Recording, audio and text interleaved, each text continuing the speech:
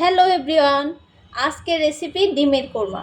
ডিমের কোরমা রান্না করার জন্য প্রথমে একটা চুলায় কড়াই বসিয়ে দিলাম, তাতে পরিমাণ মতো তেল দিয়ে দিব।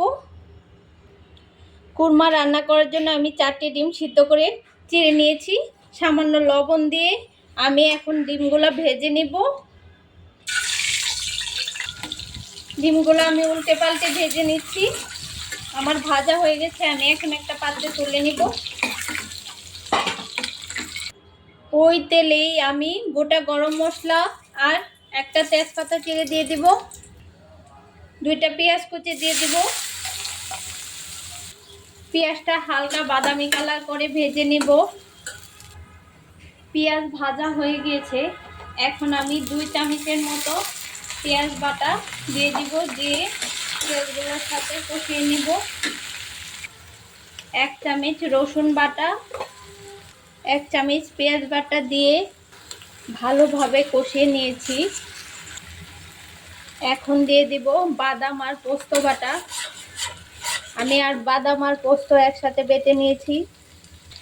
সামান্য পরিমাণ জল দিয়ে দিব, দিয়ে ভালোভাবে কষিয়ে নিব।